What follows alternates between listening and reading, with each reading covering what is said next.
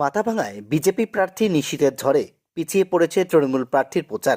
উল্লেখ্য, সর্বভারতীয় বিজেপির তরফে পশ্চিমবঙ্গের দ্বিতীয় ধাপে বিধানসভা নির্বাচনে বিজেপি প্রার্থী ঘোষণা হতেই মাথাভাঙা বিধানসভায় বিজেপির প্রার্থী হন প্রাক্তন কেন্দ্রীয় স্বরাষ্ট্র প্রতিমন্ত্রী নিশীথ প্রামাণিক।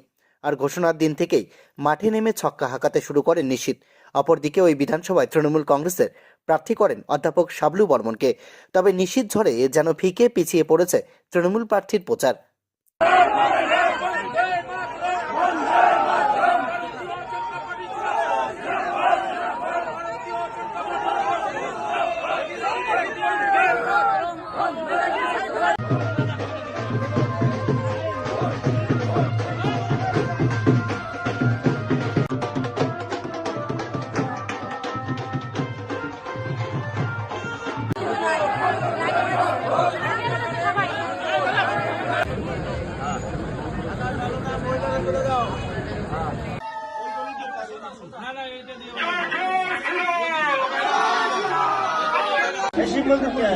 এখানে আসবে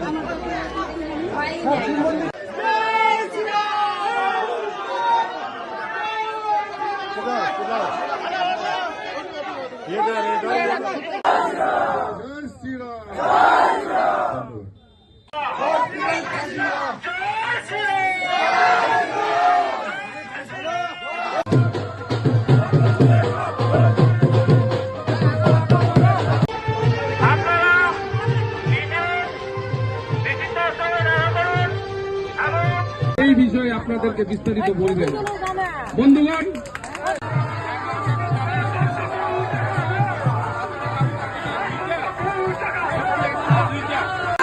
নিশীথ প্রামাণিক সুস্বাগতম, নিশীথ প্রামাণিক স্বাগতম।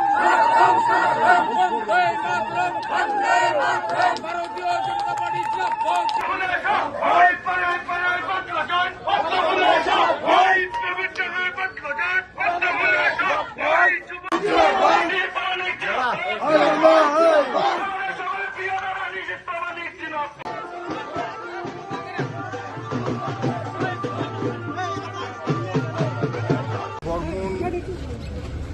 উনি এক কথায় বলবো যে ওনার মতন খারাপ লোক খুব কমই আছে, যে মহিলাদেরকে অপমান করে, নিজের স্ত্রীর গর্ভস্থ শিশুকে যিনি সেই গর্ভাবস্থায় তাকে মারধর করেন, এবং সেই শিশুটি আমরা দেখেছি যে পরবর্তীকালে অ্যাবনর্মাল শিশু জন্মায়, এবং তার মাকে এবং পরিবারের লোককে যে ভাষায় কথা বলে।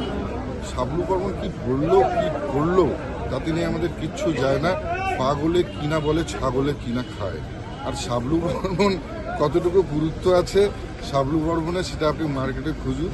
শাবলু বর্মনের মার্কেটিং আপনি ভালো করে করুন, আপনি বুঝতে পারবেন যে তার কোথায় সম্মান আছে, লোকে তাকে কতটুকু সম্মান করে।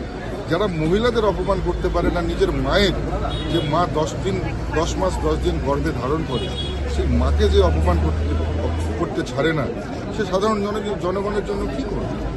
এই ধরনের লোকের সম্পর্কে যত কম বলা যায় ততই।